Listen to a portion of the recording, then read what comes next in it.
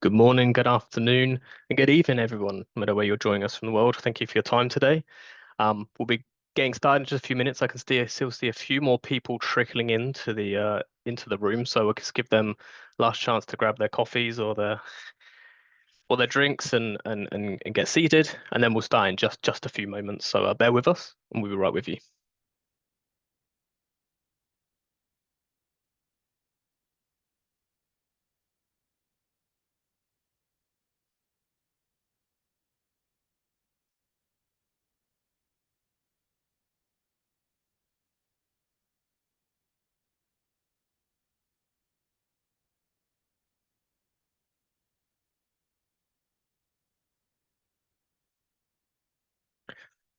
Right then, I don't want to waste anyone's time, so let's get straight to it. So yeah, thank you for joining us today. So our Boldly Go Anywhere webinar. So please stick with the theme with me. It's going to might be a bit strenuous as we go through there, but I'm determined to keep the analogy going throughout the whole presentation. So let's see how we get on. So thanks for joining us. So today we're talking about the hybrid multi-cloud mobility with HYCU. So my name is Chris Rogers. I'm a product marketing manager here at HYCU. I specifically look after the hybrid cloud area, so our Nutanix, Dell, NetApp on-premises hybrid cloud area. And with me, I'm delighted to introduce Shiva Raja, the Director of Product Management. So over to you, Shiva. Do you want to introduce yourself? Yeah, sure. Thank you for having me. My name is Shiva. I work for the product management team at HYCU. I've been with the company for quite a while now, for more than close to 6.5 years now. So yeah, really happy to be a part of this webinar, go through the session, and in the process, answer any questions that we can. Perfect. Thanks very much. Yeah, so on that, what are we going to be covering today? So what's driving infrastructure changes? What do mobility and space travel have in common? I said the theme is going to be powering through here, so we'll liken those together. Freer applications with HYCU.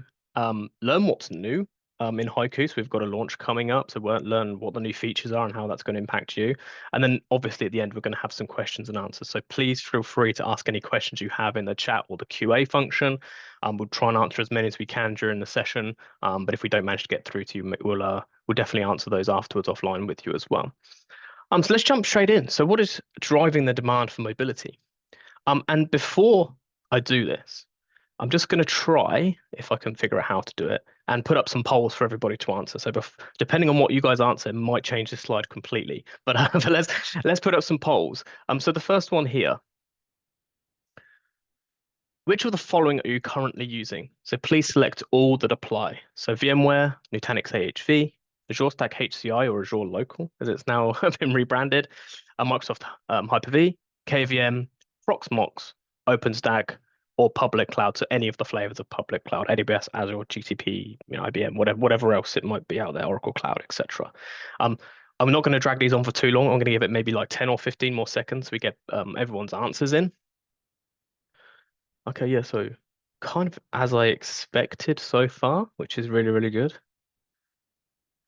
Right, I'm going to do last 5 seconds, 3, 2, 1, and we're going to end that poll. So yeah, so pretty much as I expected. So large vSphere, Nutanix, Hyper-V and Azure Stack HCI.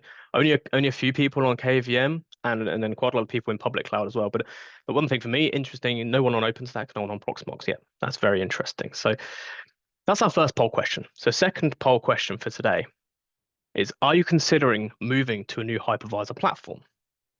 So we've got yes, actively evaluating options, yes, but in our early discussions or early stages, or no, not at this time.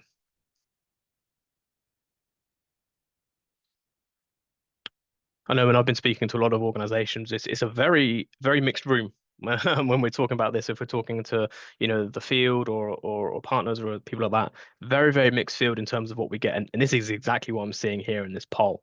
Very, very mixed. So let's give me 5 more seconds and then we'll just close this one out as well. It's a really interesting, exactly kind of as I've seen in the field as well. So pretty much a 50-50 split between yes and no, which is interesting. And I'd imagine it depends on which platform you're currently on, or maybe people have already moved, so they're in the know at this point in time. But yeah, interesting. Interests me for us to see that. Next poll question: are you evaluating a lift and shift migration to the cloud? So that maybe not be a hypervisor transition like the last question, but are you looking at moving into public cloud, maybe refactoring, or sorry, just doing lift and shift into the cloud? So taking those VMs and placing them on, AWS and EC2 or Azure instances, for instance. Oh yeah, good split here as well. This is what makes this so interesting for us to do because the market's so diverse right now and people are doing so many different things with their strategies. It's really interesting for us to see. So yeah, just a few more seconds on this one. So I've got relatively, 33% across the board here. So we've got no is a slightly higher, so people not evaluating that. But then with the other two, pretty even. Yes, within the next 6 months, but also people looking at that longer term as well, which is interesting. My last two questions, I promise, and then we'll get on with the slides. So are you looking to modernize your applications for the cloud? So that's refactoring, re-architecting. So maybe looking at, microservices, looking at Kubernetes, maybe looking at, taking on different platform as a service items as well. Okay, I've quite a few people evaluating right now, which is good. More than a year out as well, becoming more popular, and not in plans at all. I'm actually seeing quite a lot of this. We've all been part of this, the platform and Kubernetes thing, and that was supposed to be, the end of VMs. I saw quite a lot of that kind of marketing around, but I think a lot of people are actually kind of still just going to actually we're fine with our VMs and we're fine with the services we're using on them as well. So yeah, so pretty much 50% not in our plans, and then the other two split relatively evenly. So yes, evaluating now and more than a year out. And then last poll for today. No more questions after this one, I promise, just me talking. So are you considering moving workloads back to on-premise? So, in our industry, cloud repatriation. So maybe you've moved quite early on in your cloud journey, or you've had a change of strategy. Are you looking to move those workloads back down?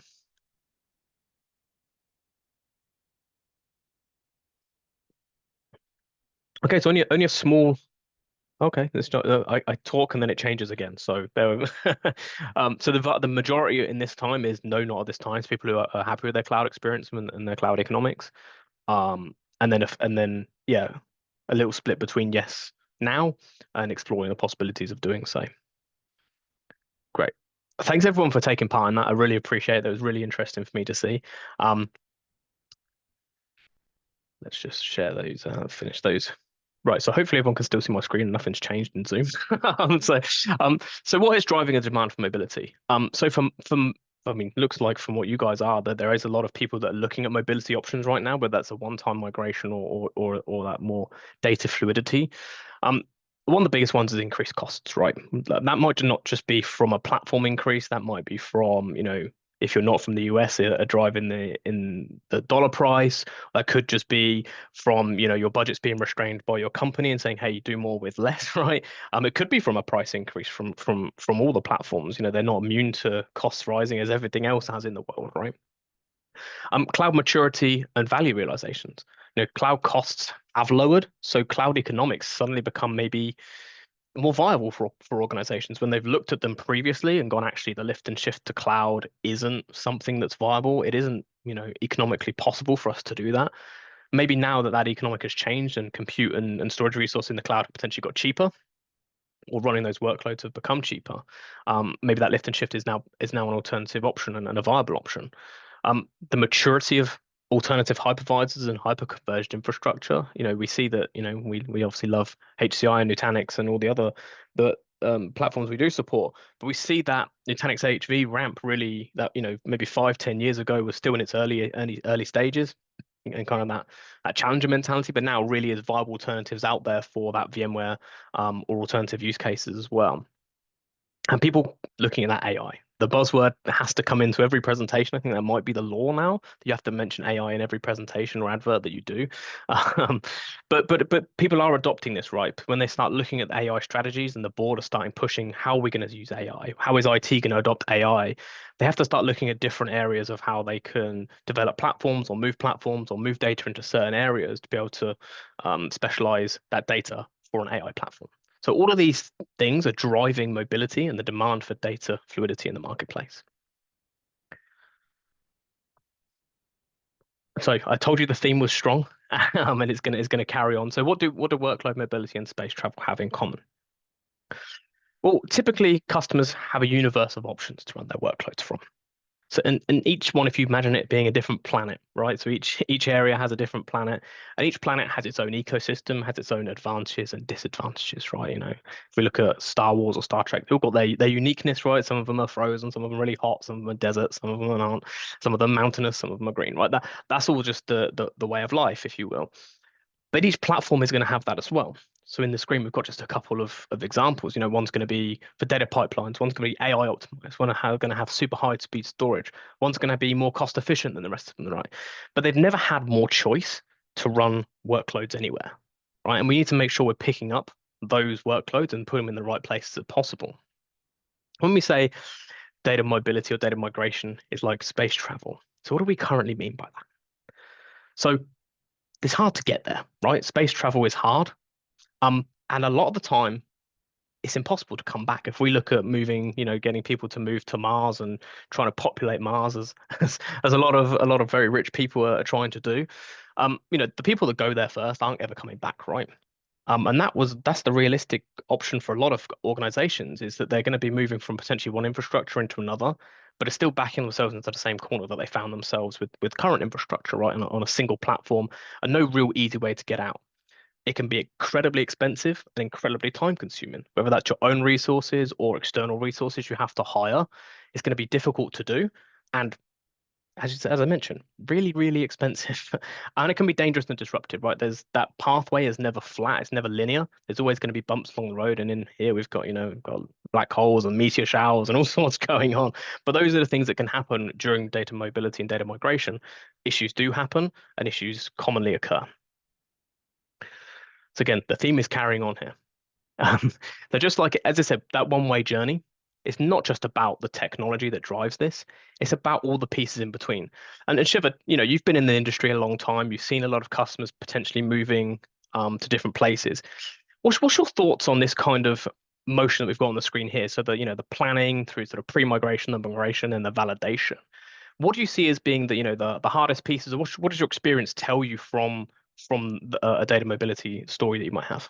Sure. One of the biggest things that we basically notice is the inherent platform changes from the source to destination, right? Because especially when it comes to migrating between on-prem platforms, let's say moving from VMware to another hypervisor or moving from VMware to a public cloud, you're basically dealing with totally different set of hypervisors, which means you are basically looking for a platform that would automate the underlying conversion from one hypervisor to another hypervisor. And if you're basically trying to do that manually across all of your virtual machines or all of your workloads, it is definitely going to be an extremely strenuous task. Yeah. That's definitely number one. Number two is about the entirety of pre-flight check, right? I mean, it's not just about your underlying hypervisor, but it also deals with your networking rules, your firewall rules, your the required drivers that need to be deployed on the source and on the destination.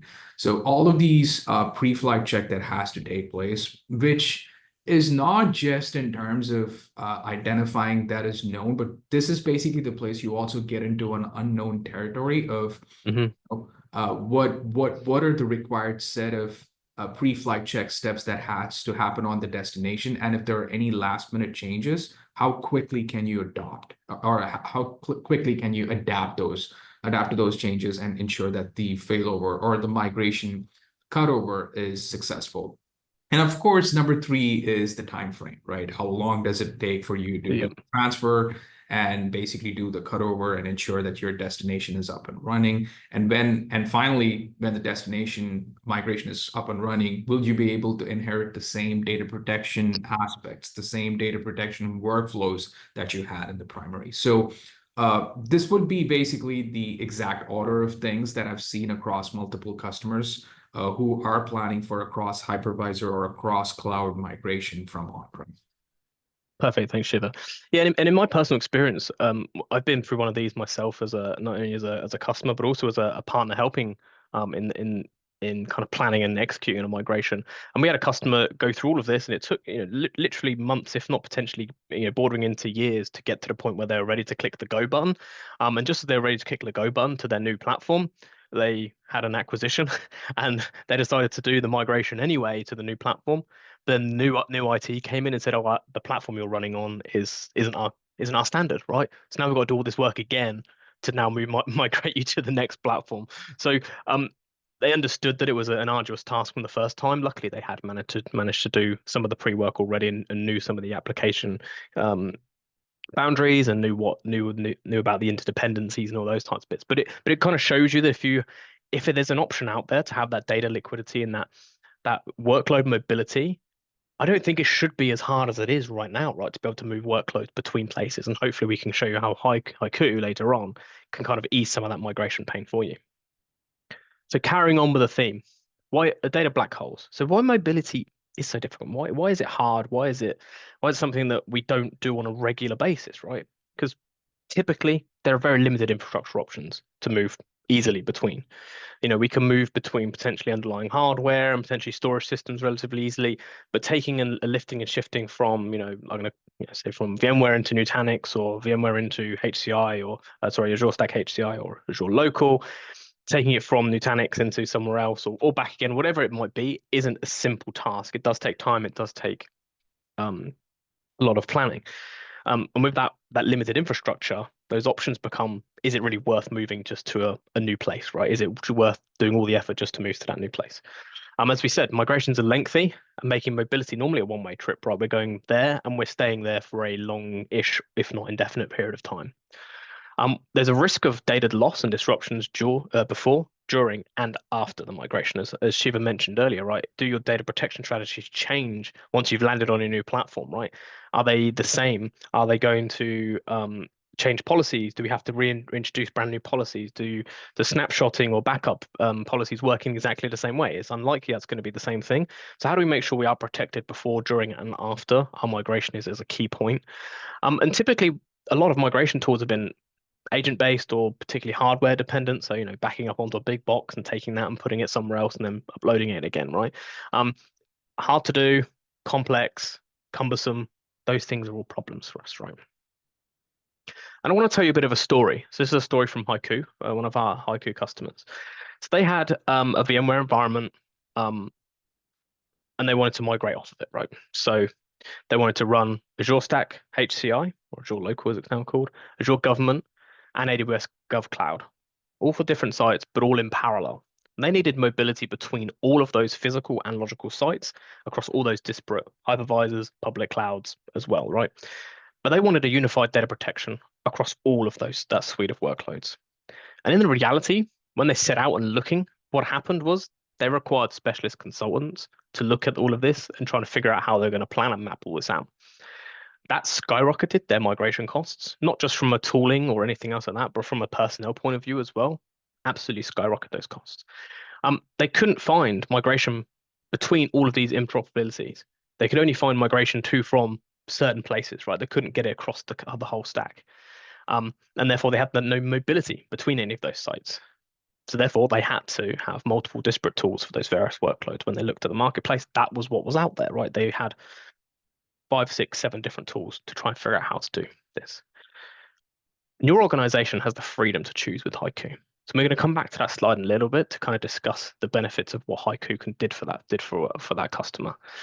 So as I said, your organization has the freedom to choose with HYCU. And if you don't know about HYCU, I'm just going to kind of give you a brief overview. So we're in 78 countries globally and over 4,000 customers. We are a channel-led or a partner-led organization, so 400 plus partners worldwide. And we do have the industry-leading customer experience for data protection with a net promoter score of 91, which is incredibly high for any industry, let alone data protection, we're the highest in there. So we have strategic technology partners. You can see them on screen. So Okta, Nutanix, Atlassian, etc. The list goes on and on. Cisco at the bottom there with investors as well. And we've been named a visionary in the Gartner MQ for backup and recovery as well. So a few credentials from us, so you know that when we're proper, we're legitimate. But just to get you understand a little bit about us and what we're about. And as far as the Gartner Magic Quadrant is concerned, we've been named the visionary 3 times in a row. So and just to let you know, it's not an easy feat because the amount of work that happens and the amount of qualification that goes behind the scenes is extremely rigorous, and we've been Yep. able to achieve the same rating for the past 3 years. So something for our audience to know. Yeah, 100%. I think the visionary status is exactly where we would see ourselves in terms of we are taking data protection in a new area and a new landscape, and you'll Yep. see that from what we're gonna introduce you to now. So introducing HYCU R Cloud, right? So built to protect any infrastructure anywhere across any scale. So on the left are, one platform for discovery of applications and visualization, backup and recovery, ransomware resilience, disaster recovery, the list goes on, mobility, retention and archive compliance and reporting. And you're going to say, hey, Chris, yeah, but I see this from a lot of vendors, right? I see this from everyone in the data protection market, or even outside of that, that they can do all these things well. But what makes us truly unique?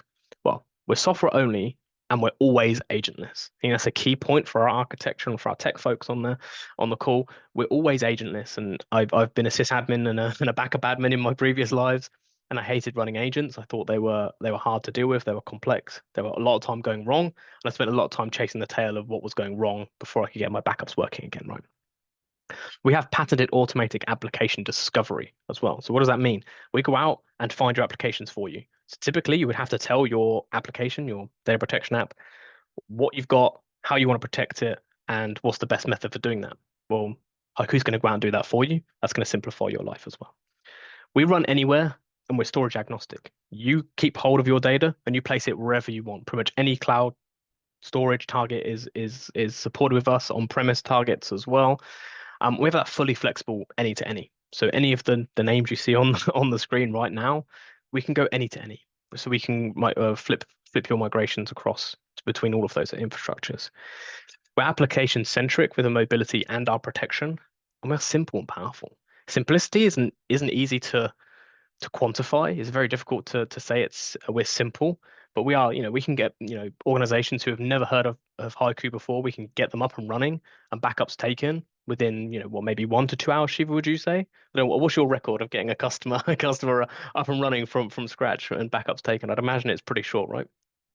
Yeah, I mean, especially when we have all of the prerequisites met, with the amount of time it takes for us to be in production, it can be like within 30 to 45 minutes, and it's incredibly quick. Yeah, and that's what we mean by simple and powerful. Like we don't have to architect. We don't have to have a 6-day course to go through and try and figure out and architect how many right sizes and all this kind of activity. We're simple because we install and we're ready to go, ready to play. So complete mobility to, from, and between. What does that mean? Again, very, very simply put, Haiku is the mothership in the middle of this. And again, I'm plowing on with the reference. I'm going to make sure it stands time through the whole presentation. So we have the AWS, Microsoft Azure, Google Cloud, so the big three cloud platforms. But underneath that, we have all of the, the most popular hypervisors and hypervisors on public clouds as well. Nutanix NC2 supported, Nutanix on premises, AHV, VMware, Azure Local, Azure Government. All of these places are supported, and we support mobility between all of these. So you can choose your own strategy. One of those games where you pick your own destiny, right? You decide where you want to go, you decide your strategy, and then Haiku is going to support you in that. Rather than it being the other way around and your data protection vendor going, oh, we don't support that workload, or we don't support that workflow between site A and site B, wherever you're trying to go to. So then you have to either look for a separate tool or adjust strategy to make sure you can move between those workloads. And we're application centric, as I mentioned earlier. So cross hypervisor migrations, we do disaster recovery to the cloud. So if you did need a secondary copy in public cloud or any there, we can help support that as well. We can help you support that lift and shift into the cloud. We then can protect modern cloud services, so PaaS and DBaaS applications as well. Cross-regional recovery, if you're running inside of the cloud, is fully supported. And as I said, mentioned cross-cloud as well. And also if cloud repatriation, like earlier we said, and we saw a few people on the poll actually say they're actively looking at cloud repatriation right now. So we can help bring workloads back down from the cloud if you find workloads aren't particularly performant or too expensive to run in the clouds. Most organizations are leaning towards this multi-hybrid cloud strategy where some workloads sit in the cloud, some workloads sit on premises, some workloads sit in SaaS, some sit in PaaS, right? Just picking your workloads and picking the right platform. And because we have that seamless mobility, we make it super simple for you to move. We protect before, during, and after your migration. So we're constantly backing up the data before. We're backing up during that migration period as well. And then afterwards, not only are we backing up your new platform, but you also have access to the backup beforehand. So if you moved an application and something happened during it, but you didn't notice maybe for a day or two, right? If you just don't have access to the previous backups on your old platform, and you're only looking at the new ones, all your new backups are going to have the same problem when you've migrated, right? And there's no retrofitting, as I mentioned, no agents, no hardware. We just simply just work. We get installed and we just work. Nice and easy. So going back to that customer. So they were before very, very complex. I'm not going to read out the whole slide, but very, very, very complex to do. Very costly, large migration windows, etc. It was hazardous with all the risks that we've discussed already, and it was limited. We couldn't go any to any, and we had vendors potentially driving strategy or advising on strategy to the best suited their business needs, right? Best suited where they were most strong in moving your data workloads. And after HYCU, super simple. It's cost effective with a super low TCO. We're safe and secure and completely flexible. So where we had that customer story before, so without HYCU, remember we had specialist consultants, they had high migration and services costs. They could only migrate to and have mobility between specific infrastructures. They didn't have mobility between their new sites, and they had disparate tools for workloads. Well, now they simplified down into just HYCU. So they've got a single tool across the entire hybrid cloud estate. They saved costs on external services, as Shiva mentioned, 45 minutes to get up and running, right? In each of those sites, less than a day, and we've got complete mobility across all of those 4 sites for that customer. And they've got the ability to move at any time, at any platform without any of those issues. So hopefully you can kind of really see how HYCU can transform data mobility in your organizations. And if we're looking at, we've looked very heavily on the kind of infrastructure and on-premise or the hybrid cloud side of it. But your technology is far vaster than that. Like, we understand that we still have loads of customers still running VMware workloads and Azure Stack and Nutanix and everything else, right? But we're starting to see customers with both that and public cloud. And you'll see most organizations have some form of SaaS as well. And most organizations, when we talk to them, they'll say, yeah, I'm only using 2 or 3 SaaS apps, right? I'm only using 365 and Salesforce. And then we start digging a little bit deeper and we start talking to them about, oh, hey, how are you running your payroll? How are you running your HR? How are you running this app, that app? How are these business owners doing and these owners doing this? And when suddenly we see that, there's 20 plus, 30 plus SaaS applications out in these organizations that need protecting. And that's where HYCU really comes into its own, because we cover the modern data estate. So not just the legacy or the VMware workloads or those Nutanix workloads that are running on premises, or to the public cloud. We do that exceptionally well as well. But we also protect the SaaS applications in there as well. And I think Shiva, is we protect maybe 10 times more than the next leading. Way more than That 10 times, is it actually. maybe more than 10 now? Okay, Yeah, my yeah, figures are yeah. odd. Yeah, it's especially when it comes to SaaS. Most of the vendors out there always think about Microsoft 365 or Google Workspace or Salesforce, and like the ones that are prevalent, or at least they think are prevalent. But in today's market, I mean, like when we basically did a market research, we identified, like, on an average, you would basically see an organization having up to 200 plus SaaS applications. And when Wow, we basically did a quick inventory, like a inventory of the total number of SaaS applications available, like across the entire world and the United States, it basically goes to like 20 or 25 or 30,000 SaaS apps that are available. So, and this is only going to get worse, right? The number of absolutely. SaaS proliferation, as Andy would describe this, is only going to like expand and increase, and we need to basically come up with some kind of a way of introducing a scalable data protection solution that actually has the ability to just spread and have the ability to protect that data. So 100%, yeah, and that's where we really see ourselves is we're that visionary as we mentioned in the MQ because of this. We're looking at cloud infrastructure and data center. We've got all of that covered, as you can see from all the platforms we support there. Those native public cloud services. So not just the compute engines on those or the storage services, but things like parameter stores and KMS and IAM, all those options that are in those public cloud services we support as well.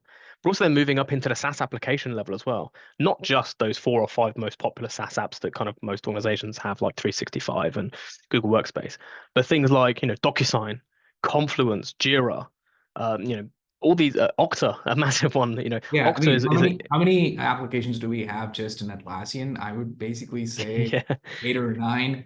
yeah, And to Chris's point, like we are the only vendor in the market that has an like the most comprehensive coverage within just the Atlassian portfolio. So 100%. Yeah, and then if we take things like identity, right? So Microsoft Entra ID, we have the biggest coverage from Microsoft Entra IG in terms of objects covered and for granular restore, but also Okta as well. I one of my best friends is actually an Okta admin, and I said, hey, like, what would happen if Okta went down? He's like, well, no one could get to anything. I was like, so you're backing up all that stuff behind it, right? So all those VMs and all those platforms that you have, and he's like, yeah, of course, we do that daily. I was like, you're backing up your Okta? He's like, no. And suddenly you can see the light bulb go off and you're like, okay, you can restore your applications, right? And you can get them all up and running in your SLAs, but no one can get to them because Okta's down. So and it was there's a a really light reason bulb behind moment. that too, right? I mean, with this whole SaaS proliferation in place, most of the customers assume that the data is already protected, but in reality, the vendors or the SaaS vendors only focus on ensuring that the service is up and running. Yes, correct. Um, the data, on the other hand, is fully that has to be taken care by the customers themselves. It's a shared responsibility model, right? Yeah. And that is exactly where we play a huge role. So Yeah, 100%, 100%. So as you can see, that modern data estate looks very different to it did 5, 10 years ago. And as we said, I think that SaaS application is going to grow. I don't expect the public cloud services and cloud infrastructure to shrink massively, but I expect everywhere to start growing in terms of the amount of services, the amount of places that most organizations keep data and hold data. So hopefully you understand how HYCU our cloud can cover your modern data estate and how we can help with that mobility between platforms and cloud as well. So let's cover what's new and what's coming in the upcoming release of HYCU. So this launch summary. So the first one, as you can probably tell, we are introducing application protection for mobility for Azure Local, previously known as Azure Stack HCI, depending on if you've seen the Microsoft announcements or not. We're deepening our support for the Nutanix ecosystem. We're improving our advanced file share capabilities. We're showing we have complete um, coverage for Dell PowerProtect data domain. And we're also introducing some new SaaS application support as well. So we're going to go through these and just give a bit more detail, a bit more kind of substance to what each one of these means. So this first goes for the for Azure Stack HCI, or now Azure Local. So as you can tell, we've introduced this, or we're going to be introducing this in our next release. So Shiva, do you want to run us through kind of what does that mean for people, and what does it look like? What does Azure absolutely. Stack and HYCU look like together? Sure, sure. So basically, as you already know, we currently support Nutanix AHV, VMware on Nutanix, and VMware on any traditional three-tier architecture, which also includes VMware vSAN and VMware vVaults. So similar to that, we also have added a new hypervisor in our family of supported hypervisors within HYCU, which is Azure Stack HCI, now currently known as Azure Local. This basically means that you will be able to perform crash consistent or application consistent backups of your Azure local VMs with no agents or no plugins, just like the way you would protect your Nutanix or your VMware infrastructure. Now, this basically deals with automated discovery of all of your virtual machines and the applications within your virtual machines, app and crash consistent backups, as I pointed out before. And this also deals with performing granular restores. Now, we are not only talking about restoring your entire virtual machines onto your Azure local, but this also deals with performing granular restores of your files, your folders, your applications, your databases, your vDisks. And this also includes performing cross-cloud and cross-hypervisor restores. So if you want to do a restore from your VMware onto your Azure local, check. If you want to do a restore from Azure local to Nutanix, check. If you want to do a restore from a VMware vSAN to, again, Azure local, we can support that. So the options over here are endless because of the fact that we have added Azure Local as one of our supported hypervisors.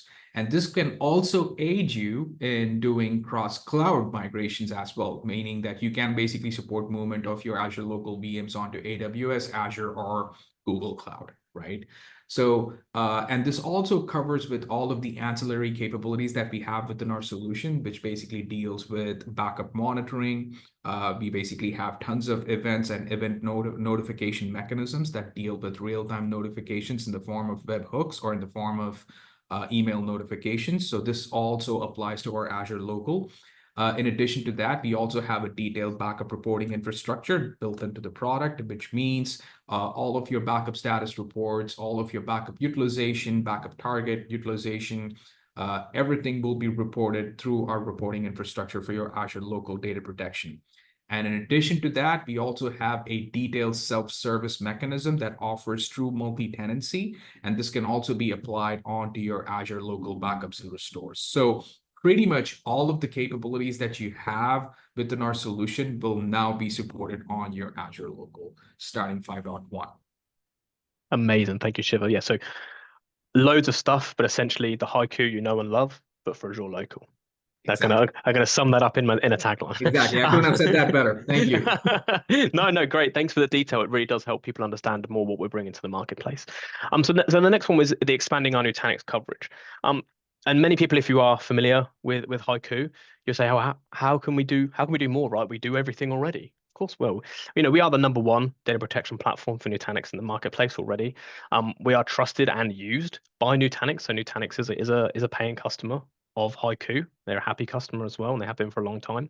And we have the deepest technical validation from Nutanix as well. So we have a validated design, a blueprint, I think they call it as well. As I said, we have the broadest coverage with deep history and alignment across all of our departments, right? We're very much aligned with their roadmaps, their product teams, their sales, marketing, etc. Right? So we have a real cohesion in the marketplace of what we see as the future of data protection and Nutanix, combined. And we do have 80 plus of those integrations that we spoke about earlier. You can land all of those onto Nutanix Unified Storage as well.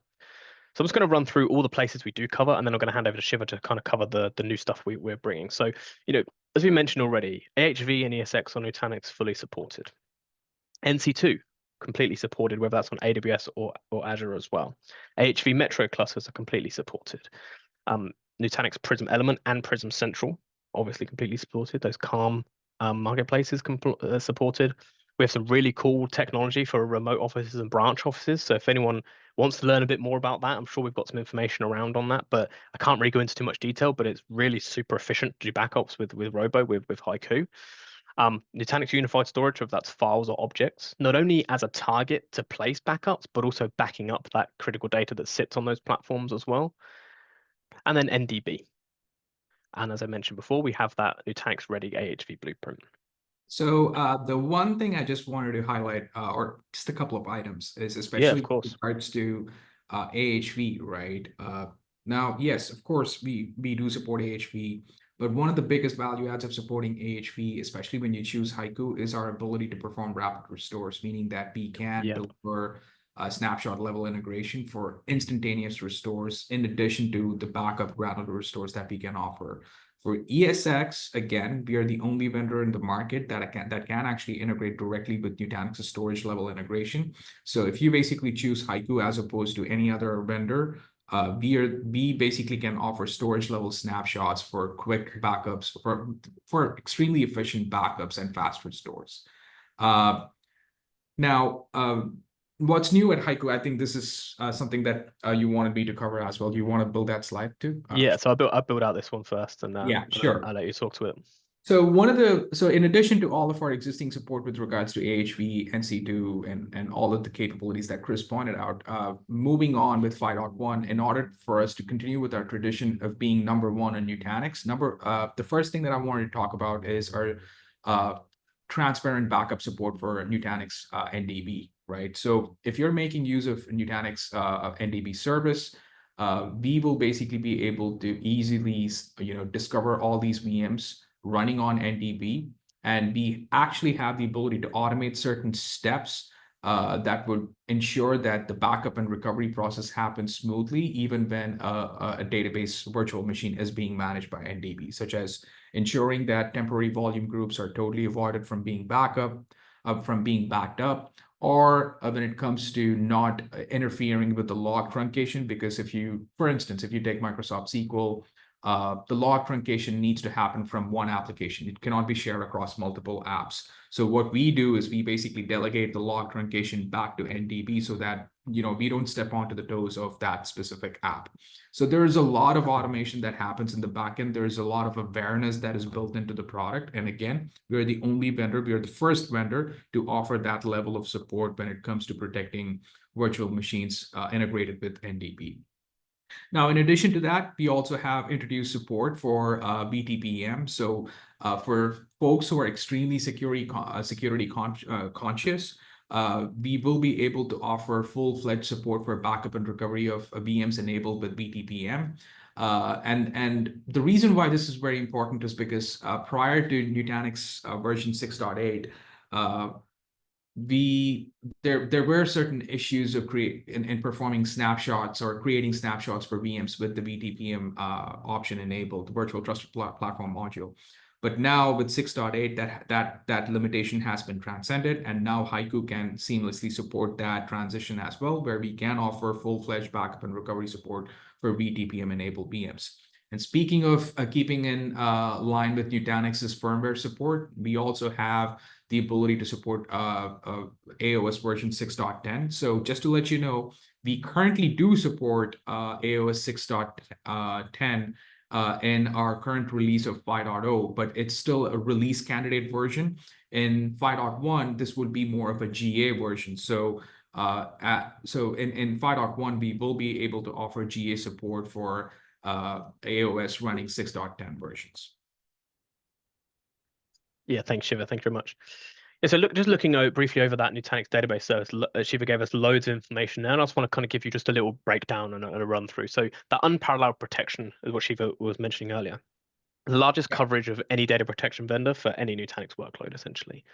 We're NDB aware, so we're not just treating that as any other VM, right? We're treating it as an NDB VM, as Shiva mentioned, with the transaction logs and volume groups, making sure that we don't interfere with what NDB is trying to do, essentially.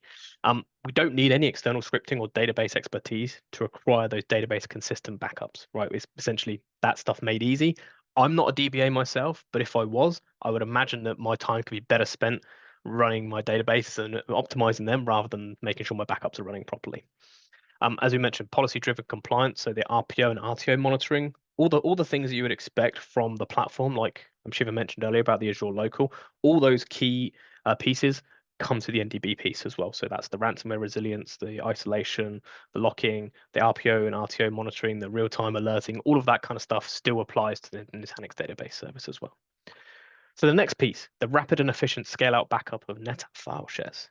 So I'm going to give you a brief history, and then I'm going to hand over to Shiva to kind of show you and tell you what's new. So we already support any file share out there, right? So rather NFS or SMB, we support that out of the box.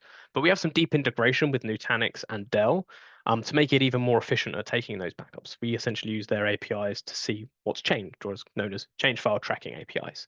Essentially, we can then, rather than having to trawl through all the file system and then back up the things that we think are new, essentially we get an API that tells us what is new, and we can back up those change files. So it makes it super simple, but also incredibly efficient and fast to do those restores. And essentially, we've added that capability to NetApp.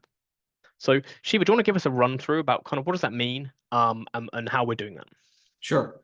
So as Chris pointed out, prior to introducing support for NetApp, we already supported Nutanix files, and we also supported Dell PowerScale using the respective change file tracking API. So for Nutanix files, of course, it's called as CFD. For PowerScale, it's basically known as the snapshot change list API. And what this basically does is when we do an incremental backup, instead of traversing through the entire directory structure, we basically query the storage array to get the list of changed files, so that by doing that, you basically achieve extremely fast incremental backups, as opposed to taking loads of time when it comes to traversing through the directory structure and comparing the changed files between the current and the previous directory scans, right?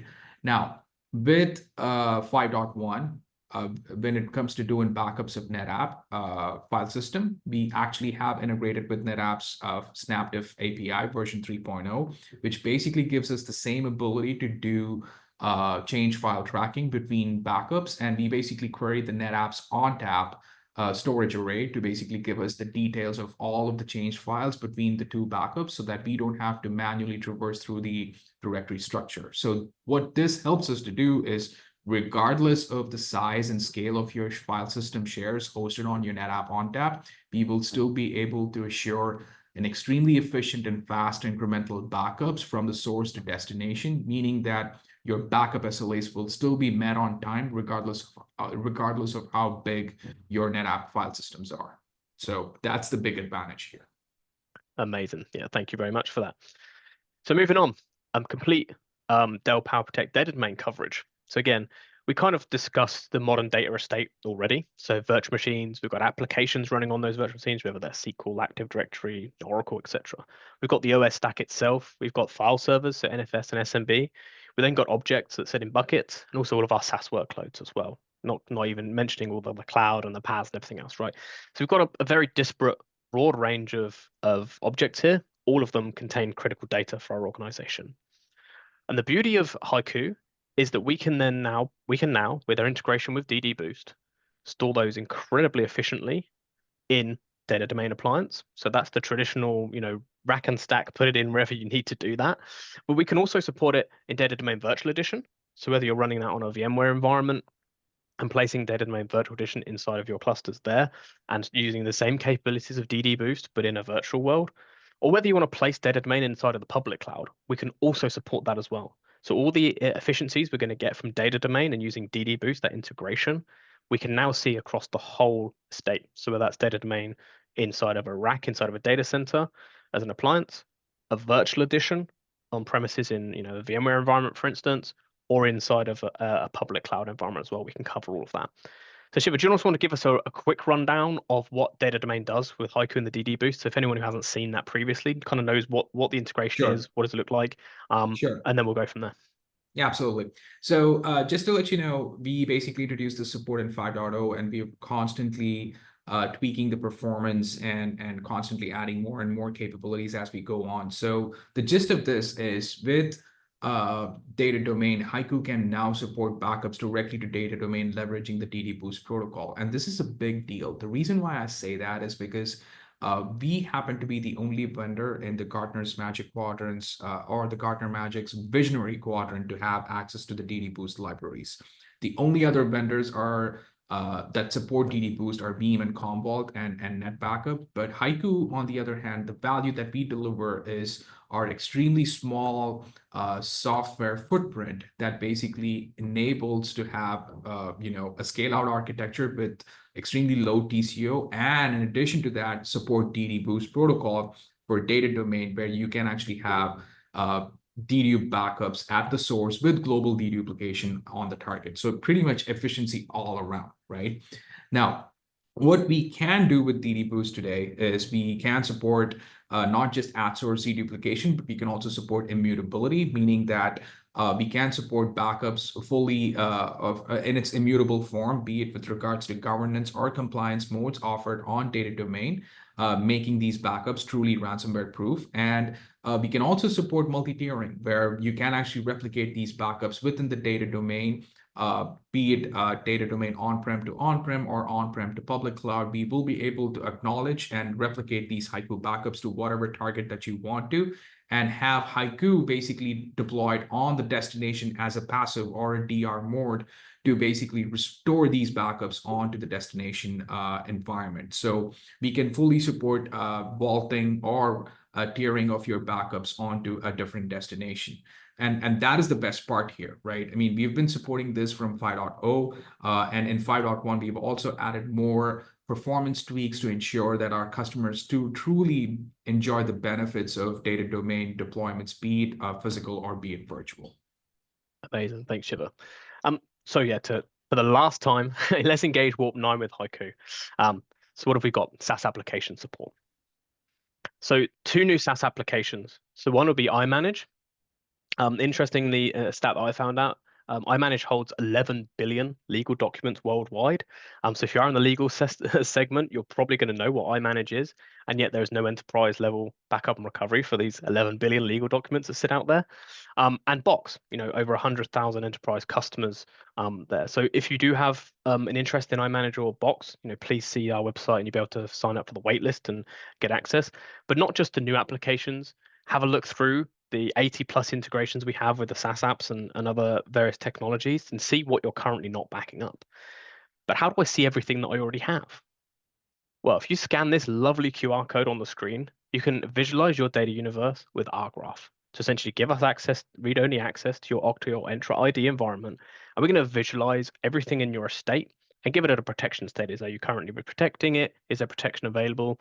And kind of show you all the areas that you can improve on and make sure you are truly resilient, and obviously then we can help you hopefully protect all the workloads that you're not currently protecting. So I'll give everyone just a few minutes to scan the code, and hopefully one of my esteemed colleagues is putting the link into the chat as well, so that'll be there for you if you can't scan it on your secondary device. So I'll just leave that up there for a few more moments.